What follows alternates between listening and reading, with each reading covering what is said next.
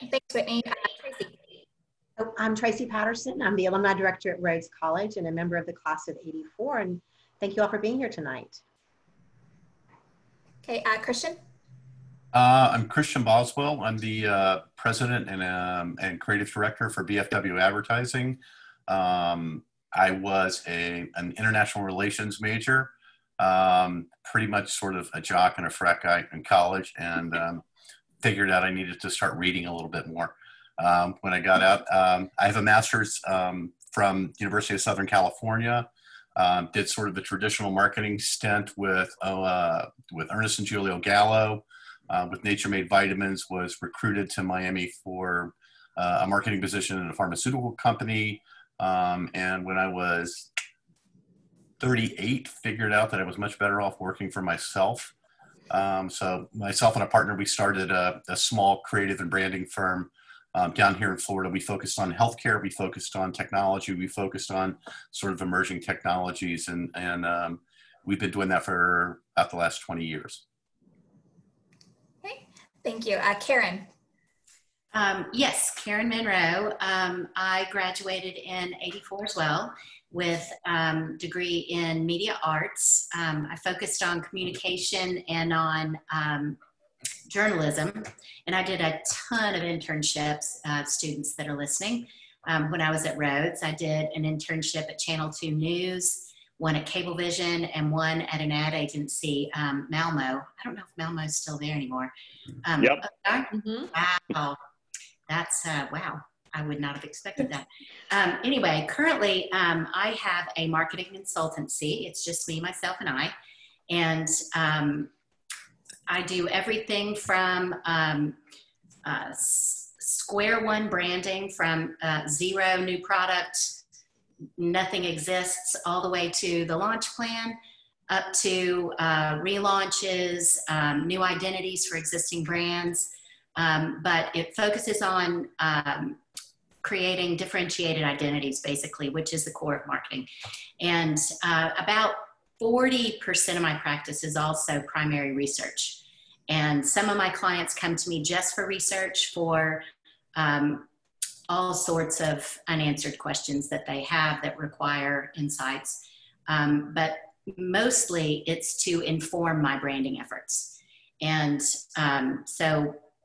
and my husband actually happens to be a graphic designer. And so not on all projects, but on some projects we partner. And so, especially in new product situations, I'll handle all the insights up through positioning and naming. And then he helps with bringing the brand to life with graphic standards, with packaging design, etc. I do mostly CPG, but I also do some B2B work and some fast food work as well. Before that, I had client side and agency side experience as well. I was head of marketing for Dr. Pepper and in new product development for ConAgra. And then I was also in account direction and planning for Publicis and for GSD&M. And I got to where I am today because I had my first baby and I was in 3 cities a week. And that doesn't work. So it was when I was at Dr. Pepper, and I went to my boss and said, this isn't working. And they agreed to be my first client. So they were my first consulting client. It worked out really well. And they're still one of my clients. There you go.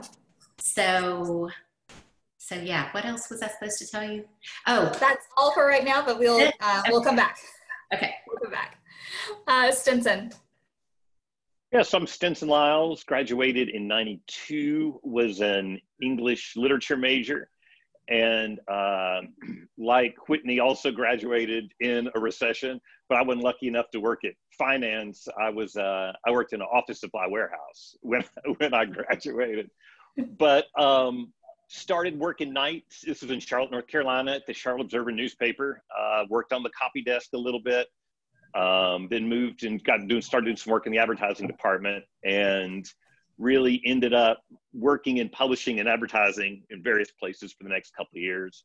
Then moved to ad agencies. I was at a regional agency in Memphis for about 4 years, and then like Christian, went out and decided just might as well do it on my own. And so we started a firm. I went out on my own in 97 and then merged with another firm. And then we grew it into a pretty big advertising agency. So I was at that age, not big, but medium sized, and started focusing on nonprofits. We did that for about 17 years. And then about a year ago, I left to be director of communications for a national early childhood policy organization based out of Washington. So been doing that for a year, and it's fantastic.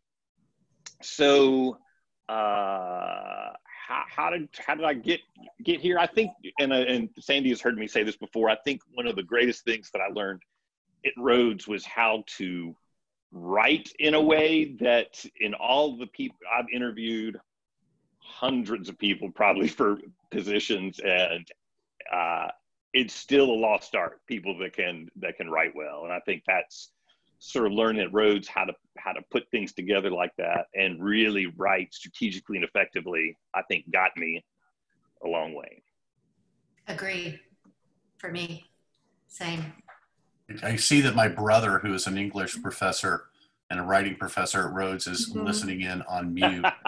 I wondered if you guys were I'm going related. to call him out. Don't worry. I'm pretty sure Marshall Boswell would agree that, yeah, learning to write and writing well is kind of, core skill number one for sure. Exactly. Totally He's agree. probably the reason I can write as well as I can.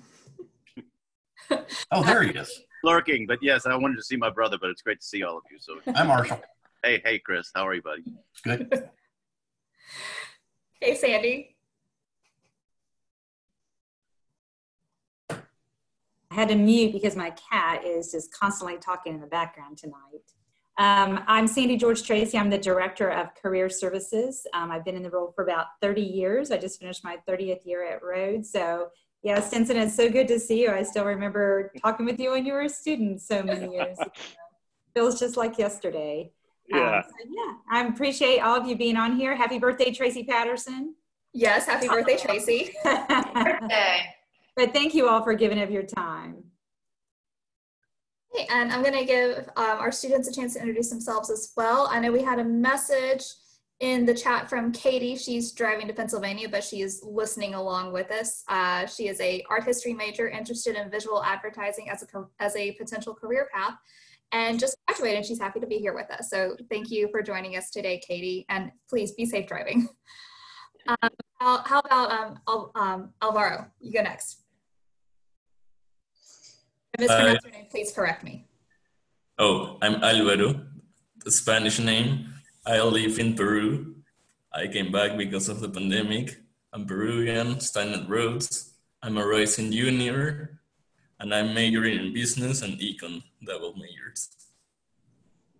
Fantastic. Thank you for joining us today. Fakema, and if I'm mispronouncing your name, please correct me. That's fine. It's Fikemi. Fakemi. Okay.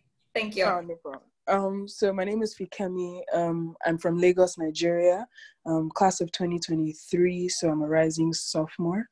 My major, or I'm trying to major in international business and minor in French and statistics. And I'm interested in going clearly into marketing and advertising after I graduate, but I haven't really figured out, I know that that's the field I want to be in. I just haven't figured out what my first step into that industry would be. Thank you so much for joining us. Angie. Hi, everyone. I recently graduated with a major in English, the creative writing track. And right now I'm in Memphis. I'm trying to find a job. I had an idea that maybe I was gonna go to photojournalism grad school, but I don't know, in maybe a year or so. I don't know if that's what I'm gonna do. I'm kind of just hoping to put my writing skills into some kind of job, whether it's marketing, communications, whatever. So I'm just kind of looking, I guess, for whatever, get something happening and see where that leads me, really. Okay, thanks for being here. Mary Elizabeth? Hey, Elizabeth. I'm going to be a junior next year. I'm not really sure what I want to do yet, but I'm just open to learning about different things. And I'm a double major with urban studies and English on the lit track. Okay, thank you. Okay, let's see. We are at Mackenzie. Hi, I'm Mackenzie. I actually graduated in 2017 with a double major in art and political science. And I have a job. I'm at the Mississippi Museum of Art, but I remember loving this series of panels when I was a student at Rhodes. And so I thought I'd join in since I saw it on Facebook. So thank you. Thanks for joining us. Hannah. Hey everyone, my name is Hannah Norden. I'm a sophomore at Rhodes, of course. I'm majoring in international studies and I'm minoring in business and French, so a little bit of everything, taking advantage of the liberal arts curriculum. And I have always had a passion for marketing and advertising, so I'm excited to be here and hear about everything that everybody has to say. And last but not least, James. Hi, I'm Jamie. I just recently graduated, class of 2020, and I majored in art with a minor in business, and I'm just really kind of interested in the creative side of advertising and that kind of world, and great. Thanks so much. Absolutely. So our panelists have touched on a little bit as to how they kind of got to where they are today. I know Karen and Stinson talked a good bit about that, but I wanted to give Whitney and Christian a chance to kind of discuss that as well, because you know, at Rhodes, we don't have like a marketing major per se, so you got to kind of be a little bit creative about getting here. So I wanted to give them a chance to touch on that as well. Whitney, if you want to go first. Sure. So for me, I actually started my career in finance. I worked as an analyst for a little over 4 years, and I found the work really rewarding. I learned a ton. But it wasn't the career path I had intended to set out on. So 4 years went by very quickly. And one day I woke up and said, I don't think this is what I want to do for the next 40 years. I think I want to rethink things. So I actually ended up changing jobs. Everyone thought I was crazy. My boss thought I was crazy. My husband thought I was crazy. They don't anymore, but at the time it seemed crazy. And I moved to Sullivan Branding, which is a local branding and marketing agency here in Memphis. I was able to make, a compelling pitch to them about why someone with no marketing or advertising experience should be joining their account team. And that was largely because, a liberal arts degree provides you with a really broad, really deep education. It provides you with excellent writing skills, excellent communication skills. And even though I was working in a completely different industry, I had a lot of experience, navigating and managing really high profile clients. I was working directly with CFOs. And so much of marketing, whether you're at an agency or whether you're at corporate, is managing your stakeholders. That's probably like the unsexy side of the business, but it's very important. So I would say, don't underestimate what experiences you've had. Just find a way to tell that story, make them relevant. So that's how I was able to enter the industry and then move into corporate and client side from there. Thanks. Christian, anything else you want to add? I'll tell you guys something that I tell people when I interview them.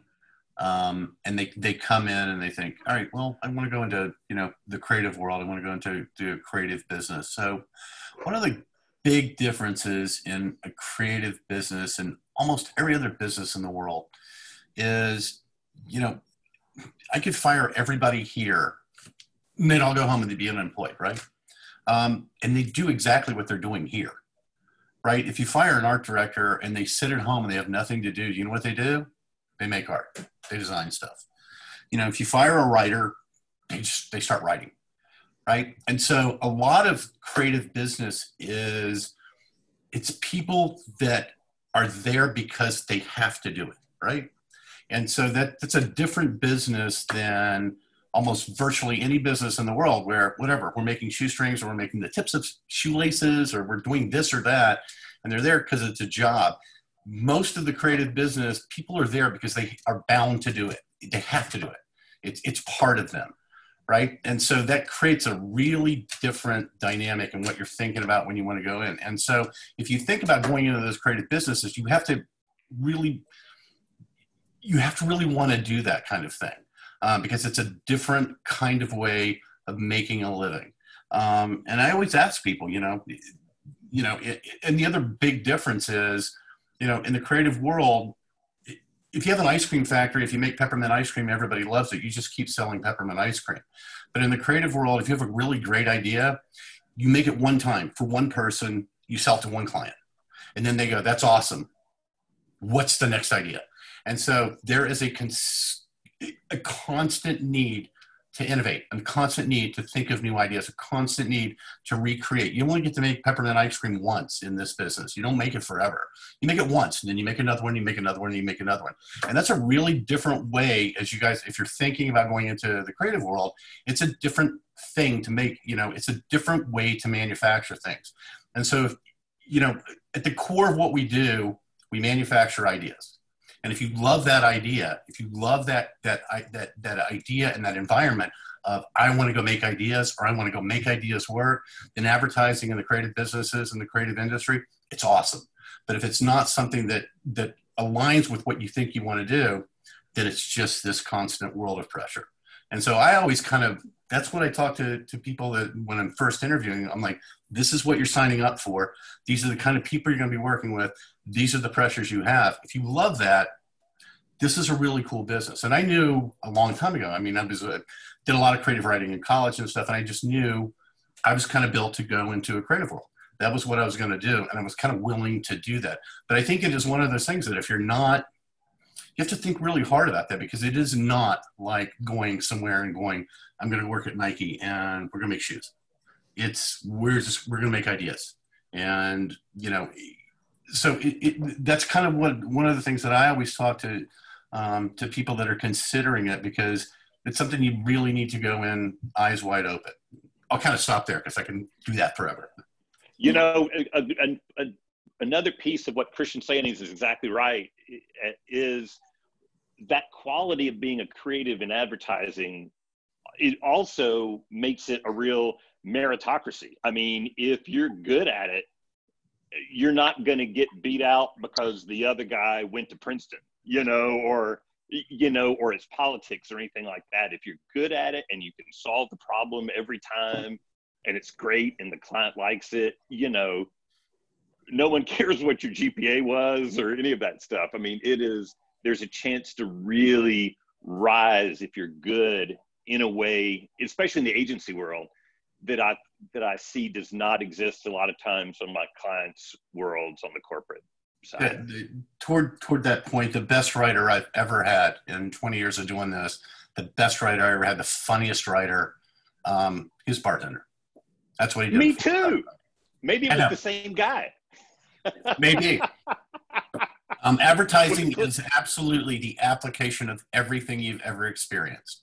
Right. It is one of those jobs because, novelists or whatever, they're cowpokes, or they, it's bringing real life experience and being able to translate it. So the creative industry, if you're thinking about it, it's a really different thing to think about. And those are things you need to think about.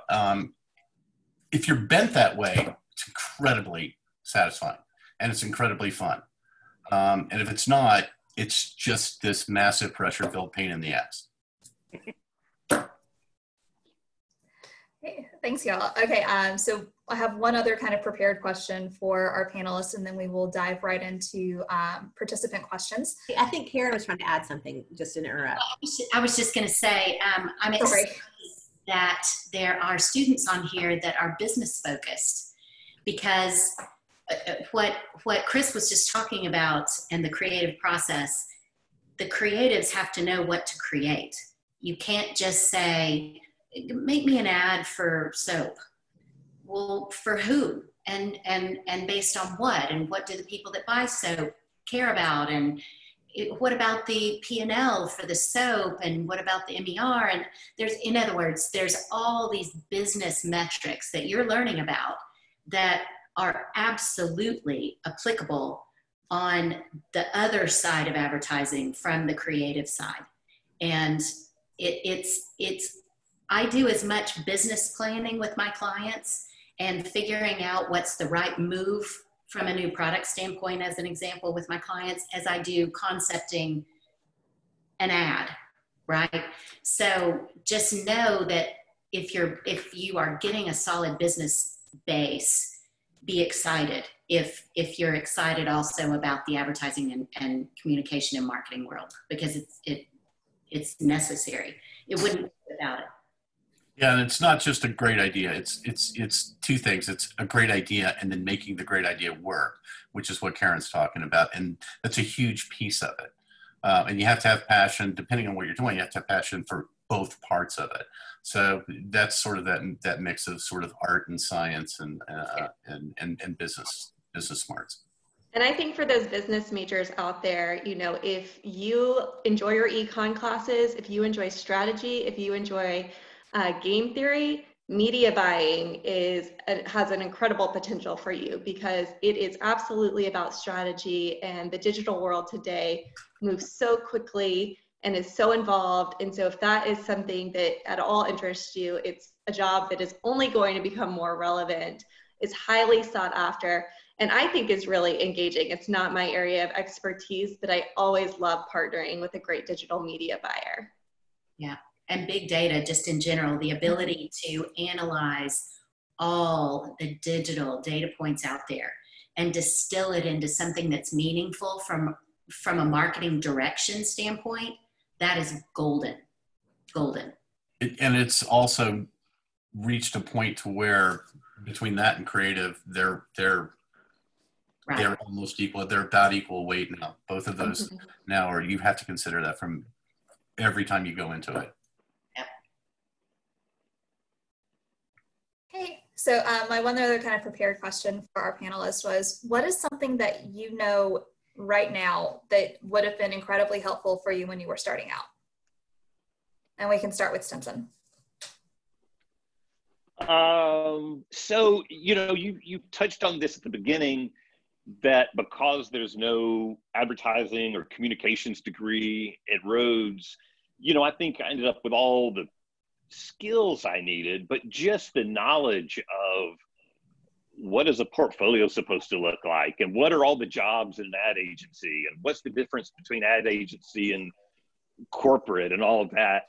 And I interviewed a lot of people who come in and say, I'm kind of creative. What kind of job would I like here? And what I wished I'd known coming out and learned, and it would behoove you guys to sort of learn if that's the business you want to go into, is just what all the jobs are, and which one or two might be a good fit for you, and what does media do, and what does account planning do, and what does account service do, and copywriters and art directors, and what's the difference between an art director and a designer. You know, the more you can kind of figure that stuff out before you start knocking on doors, I think the better served you'll be, one, for just making a good impression, but also just kind of knowing where you want to go. Thanks, Stinson. Karen? You know, I think I would have to go back to something that Stinson said about that Rhodes really teaches you how to think. I would also, about how to write. I would also say that Rhodes taught me how to think. And that sounds so dumb. Of course, it's school, but it's beyond that. It's thinking that someone else hasn't done before. And in advertising, and especially in marketing, when there's a kernel of an idea and you think, well, that sounds interesting. I don't think anyone's done that before. Is that rooted in something about the customer? Yes. I think I wish that someone had told me, don't rule it out if it sounds insane, right? Because, I mean, now when I think about what I do now for a living, and someone comes to me and says, I need a new product for, you know, product pipeline. We're 6 months out. I need concepts in 2 weeks. I'm not looking at what everybody else has done. I'm looking at creating a new category. I'm looking at innovating. I'm looking at what other categories are doing that this category, in other words, I wish someone had told me earlier when I was a little bitty AE at my very first agency job, when I was, trying to do everything that everybody else did. I wish I had thought then, wow, maybe I could do it differently, or maybe I could shed a new light in another way that somebody hadn't thought of. I wish somebody had told me that they wouldn't think I was crazy. Thanks, Karen. Chris? I thought it was, well, I wish somebody had told me in 1994 that the internet was going to be invented. That would have been nice to know in advance. Yeah, I thought it was a really good question. And I thought, so I kind of crowdsourced it to some other CEOs that I knew, and who were all about our age. And I kind of asked them this question and kind of collected. And it was really interesting, the thread that came back, because there was a really common thread that ran through it. It was around this idea of, I wish I had been more critical about knowing what I was good at and what I wasn't good at. And learning to be really honest about, this is what I need to grow on. I had another friend, CEO of a mobile company, and he said, I wish I had started my professional development they're cleaning my office, by the way, that's what that noise is. I wish I had started my professional development coming out of college instead of starting to read business books and personal development books at 43. I wish I had done it at 23. And another friend of mine who said, I wish I had learned how to surround myself with people who were good at stuff that I wasn't. And so a lot of it was, it all came back to college and in general equips you to be critical in your thinking, and equips you to really understand your strengths and develop your strengths. But one of the things that it might neglect a little bit is to learn how to be really honest with, what do I need to be better at? Am I not detail oriented, or am I detail oriented? Can I learn how to fix that? Can I write? Can I not write as well as I should? Can I figure out how to fix that? Can I surround myself with people that will help me be more successful? So the common thread was, I wish I'd learned to be a little tougher on myself in my early 20s and late 20s, where those were things that I started figuring out in my late 30s that I kind of wish I had known in my early 20s. So learning to be self-critical, I think, was something that I would love to have taken advantage of when I was just coming out of school. Thank you. Whitney? I would say know yourself. So do the work to really understand yourself and your strengths, and be able to talk about that in a way that's effective. When I decided I wanted to change industries and to change my career path, I really thought I wanted to be a copywriter. I was convinced that's what I wanted to do. And it wasn't until, having several meaningful conversations with people on the agency side that I realized I was much better suited for account service. And it wasn't a reflection of my writing abilities. It was a reflection of a lot of the other things I was bringing to the table that were positive. But so, you may have it in your mind that you really feel passionately about one area of the business, but, taking some time to do that self-reflection might actually show you something you weren't expecting about yourself. And it's not unusual, even within an agency, for someone to maybe start in one department and, after a few years pivot and realize, I could really actually move from account service to creative, or I could move from creative to account service. So, even a few years into your career, it's not too late to take that kind of self-assessment, figure out what might be a better fit, or just something that's worth exploring.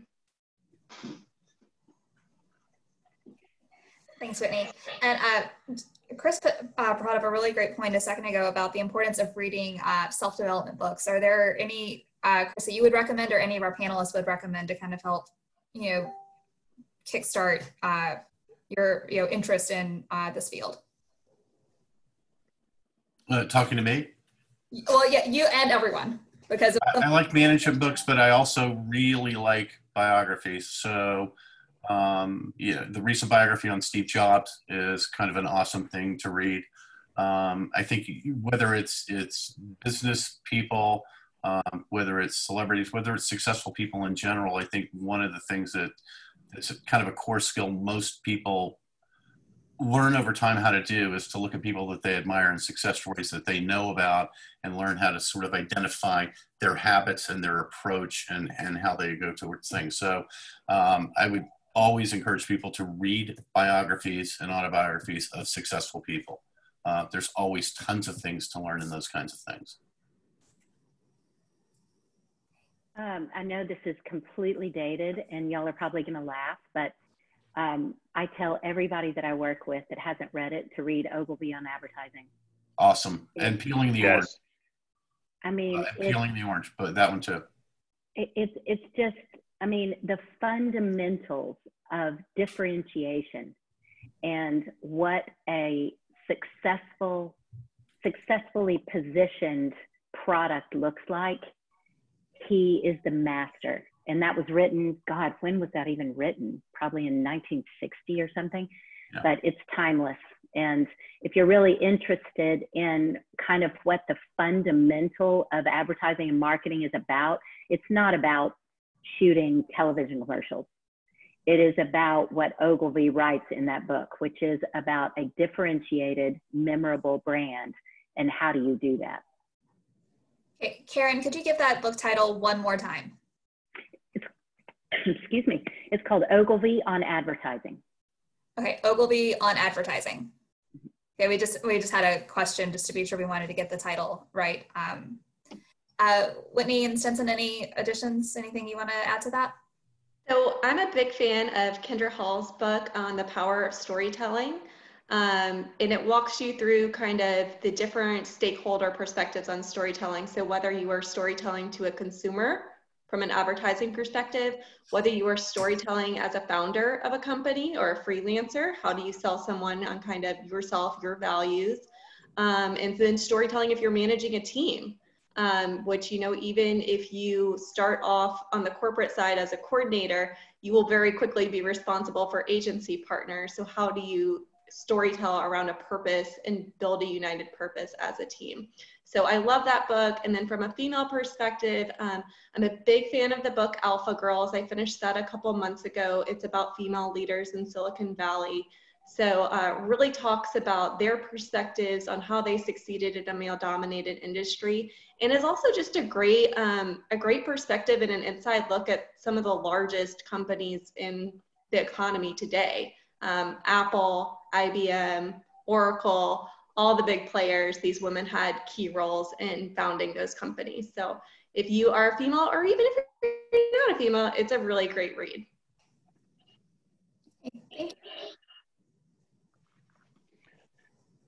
I'll add just one more. And this one's kind of dated too, but when I was a copywriter, I used to love Luke Sullivan's book, Hey Whipple, Squeeze This, which is just a lot about turning ideas into copy and how good headlines work and all that kind of stuff. That was a good one.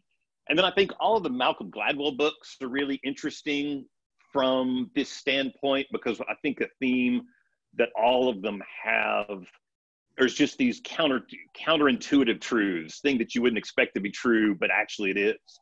And that's really a lot of the kind of getting outside the box thinking that goes on in advertising world. It's how you get to something fresh that's not been done before. One more to throw in is Juicing the Orange, which is, if you haven't read it, it's a really interesting book about where advertising made this little shift at one point from not simply looking at features and benefits and communicating them, but actually understanding your audience and getting into the mind of your audience and understanding how to speak to them. And understanding what was driving them. And it's kind of a little bit of a story of a really clever agency called Fallon McGillett that was kind of this really brilliant little agency that started out in Minneapolis. But the way they went through the process of defining audiences, I think still really holds up. So it's called Juicing the Orange. Great book. Okay. So I'm going to ask all the panelists, if you could, the books that you recommend to write the titles of them in the chat, so the students can make sure that we get those down correctly.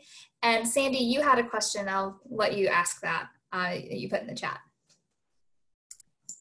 Sure, I'm not very good at typing, so you probably saw my hands up here, but this summer it's very difficult, students finding jobs and internships, and several of you mentioned that you actually graduated in a down economy. So what are some productive things that students can be doing this summer if they're not able to secure an internship or a job to make good use of their summer months?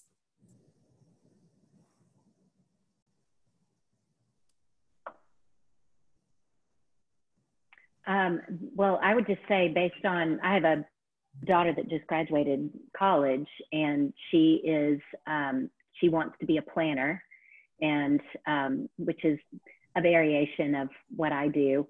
And she took an unpaid internship. And trust me, there are people that will take you if you don't require payment, and they will put you to work. And if you can't find one, contact me. If you're interested in understanding the world of research and informing campaign development, there's always work to be done in coding and in survey coding and survey programming. That's busy work, but you get to learn that part of the business. So that's what I would recommend. I would probably build on what Karen said and encourage everyone to spend some time building their platform.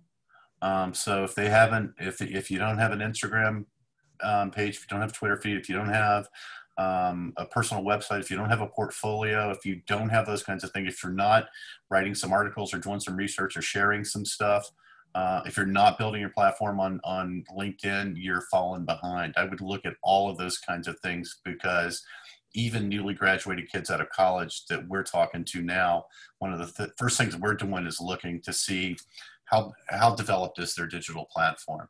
And a lot of students have started to develop that stuff while they're in school. So I would definitely make sure that you're spending some time doing that.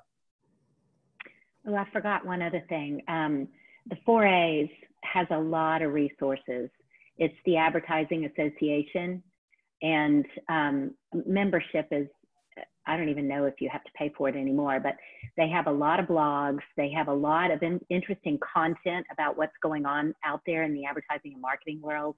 They also have a job section.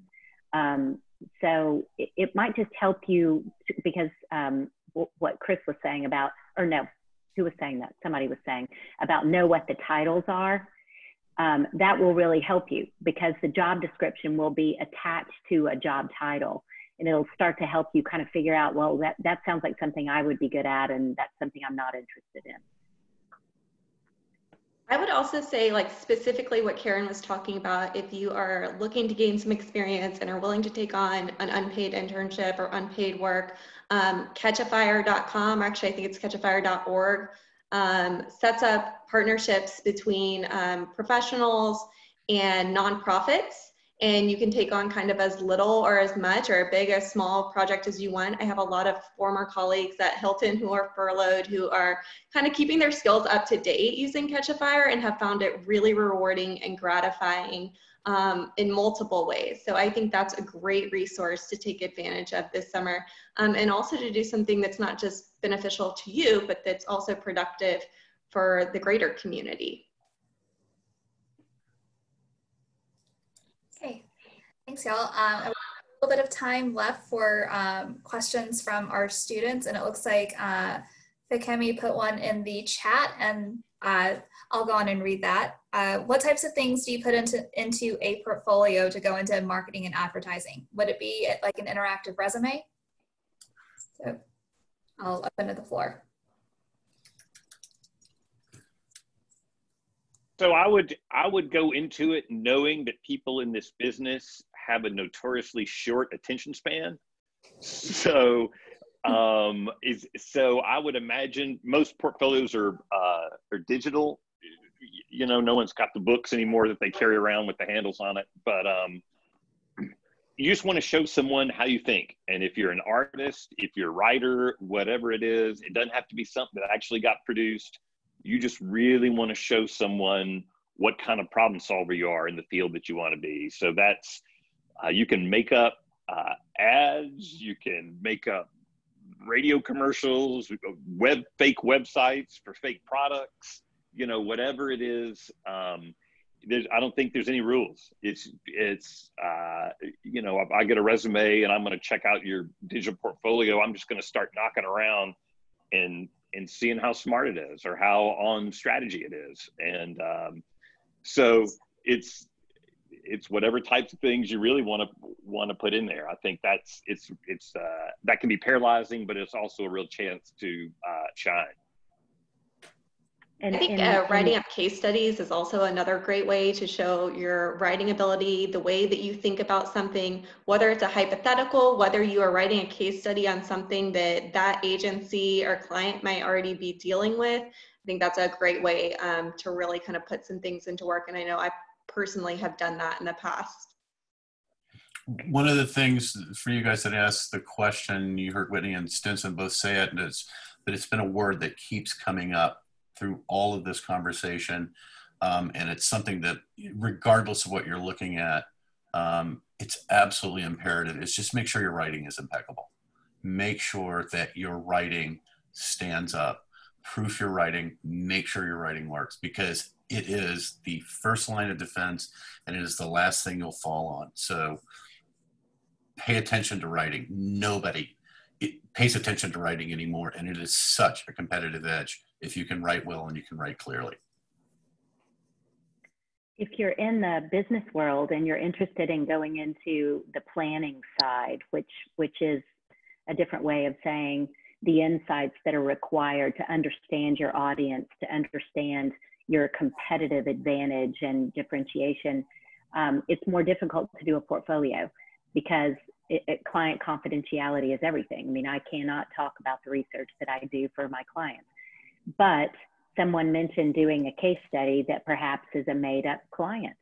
That's awesome, because all they're looking for is that you understand the steps and you understand the way to create that differentiated positioning.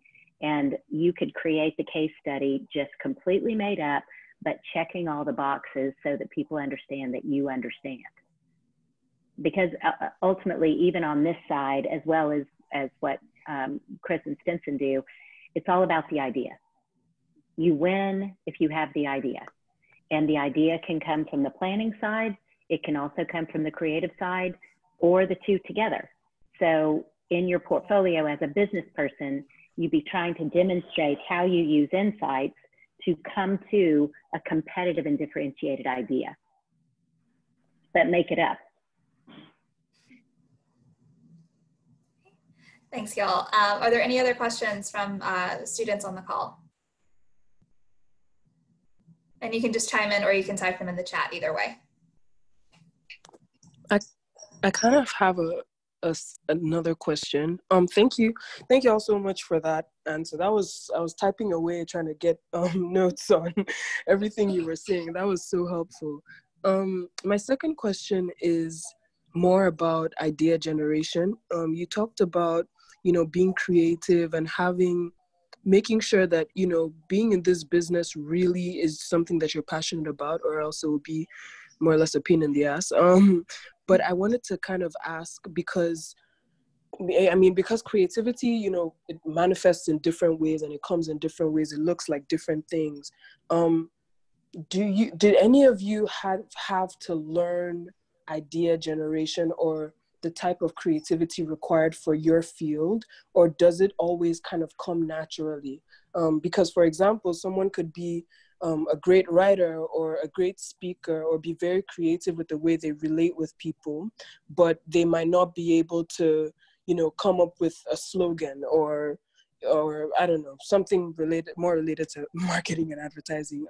So yeah, that's my question essentially is, did any of you have to learn to be creative in that way or learn to create ideas in that way? I think that's such a good question. From my perspective, I think certain roles within the industry really do drive on that natural born talent. Chris and Stinson both mentioned, some of the best writers out there started as bartenders and really, were able to leverage their personal experience and creativity into the industry. But, in terms of learning how to think about things, for me, particularly in my role with Hilton, we practice integrated brand management. So I was really responsible for innovating the guest experience at hotels. How do you make that better? And so that process relied heavily on human-centered design, which is learning as much as possible, not just about the guests, but also about every single person who is operating in a function in that hotel. So every single team member, what is their life like? Because the more that you learn about the actual business operations, the more likely you're able to put those pieces together and develop a really innovative solution, which I would say innovative is kind of the new industry term for creative. Like, they use them interchangeably a lot, but every client out there is wanting that buzzword. They're all wanting to be innovative, whether it's from the product side, how do I bring something new to market, or whether it's through their actual marketing and advertising. So how do I present myself in a way that's innovative?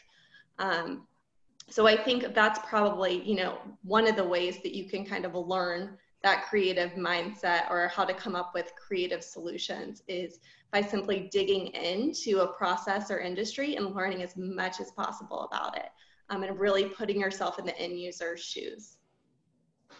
And sort of the bridge between what Whitney and Karen have spoken about and what Stinson and I keep talking about, for your edification, there's this thing in marketing and advertising, this is the most important thing there is. It's called a creative brief. And, you know, go online.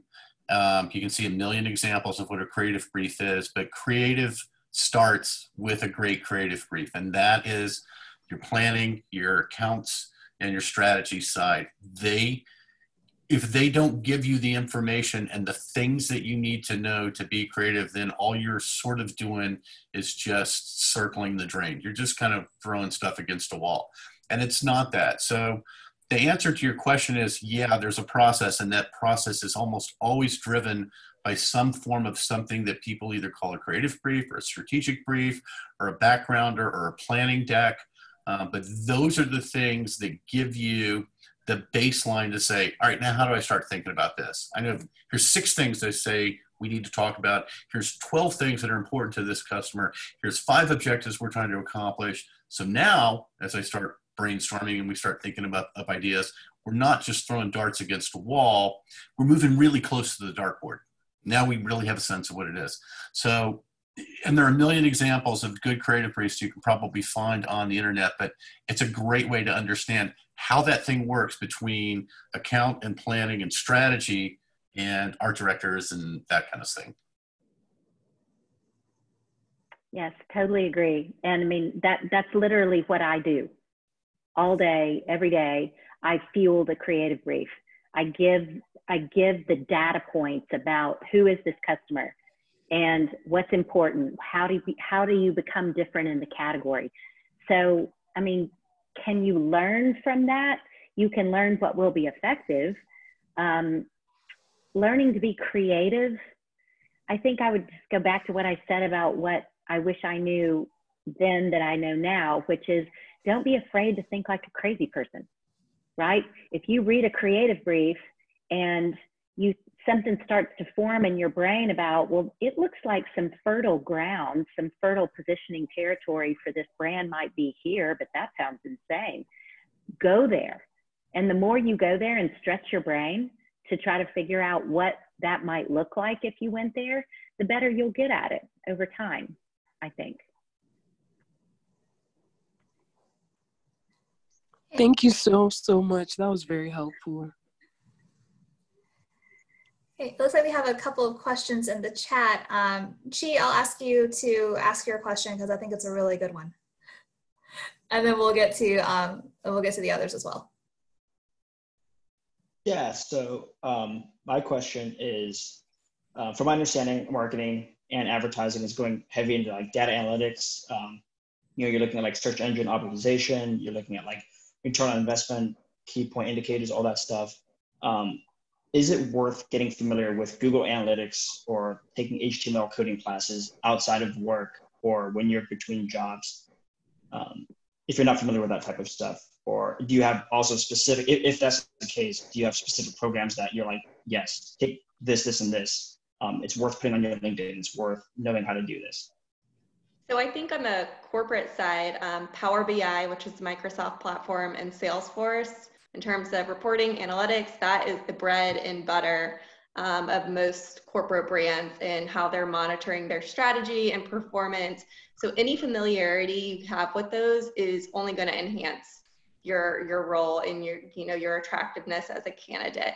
I would also say getting familiar with Net Promoter Scores, which I think sometimes people, we're focused on sometimes making the sale, driving revenues, but that can be a big part of marketing as well. So familiarizing yourself with that type of content and measurement can be really helpful. I would tell you every Google certification that you can get is worth getting. Totally agree. And familiarity, I mean, if you're considering a creative field, even if you don't want to be a programmer, if you decide to go into a small agency environment, which there's pros and cons to that, but if you do, it is wear 18 hats every day. If you know how to code and you know Google Analytics, I mean, you are just that much further ahead. Yep. It can't do anything but serve to make you more valuable to the agency that you're with, or to the corporate customer or corporate entity that you're with that has an in-house agency, even more important.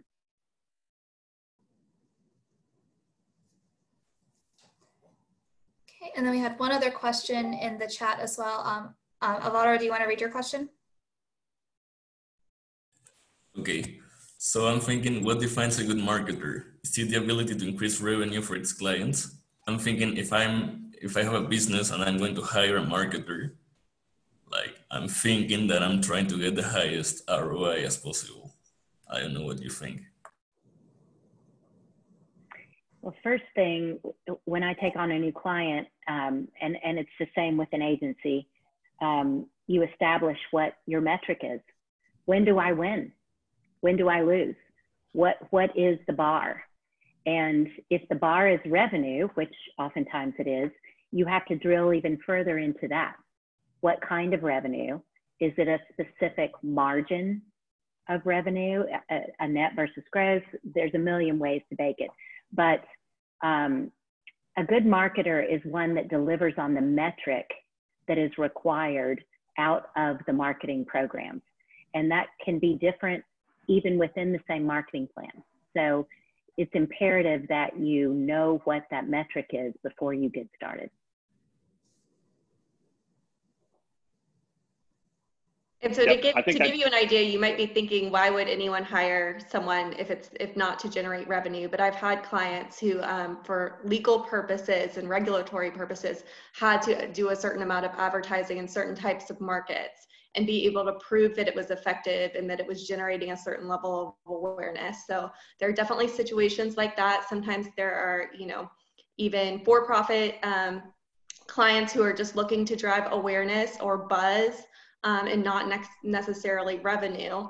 And then again, there are also clients who are looking to improve their customer experience. So they could be completely happy with their sales revenue, but they're working on retention and experience numbers, which is a little bit of a different part of the revenue equation. So there's definitely a lot we can be held accountable for outside of revenue. But what they're both saying is what holds up is both of them are saying the same thing, which is you're giving them objectives, go meet the objectives. The job is to move the needle. That's the job.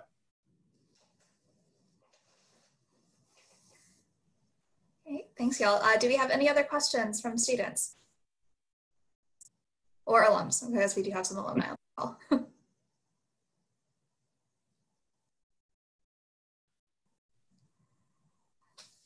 Okay, well, thank y'all so much for participating. I greatly appreciate you taking time out of your day to be a part of this, both on the panelist and participant side. We've had some really great conversations, and I'm really glad we were able to make this happen. Thank you all so much. This was great. And if you're in Memphis, get outside before the sun goes down. It is beautiful outside. That's what I'm going to do. And please stay safe, everybody. Yeah, oh, absolutely. Yeah. Thank you so much. Good to see you all. Everyone. Bye. Bye, y'all.